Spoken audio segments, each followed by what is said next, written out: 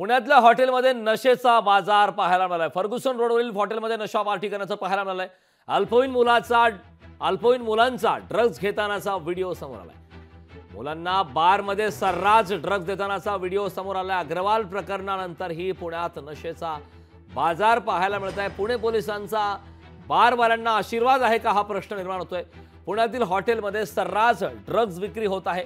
Fergusson रोडवरील L3U हॉटेलमधील हा व्हिडिओ असल्याचा दावा करण्यात आला। महाराष्ट्रामध्ये अंमली पदार्थांच्या जो एकूण सुळसुळाट सुरू आहे, यामध्ये मंत्री म्हणून त्यावर नियंत्रण करण्यामध्ये, त्याला प्रतिबंध करण्यामध्ये शंभूराजे देसाई हे सपशेल अपयशी ठरले आहेत।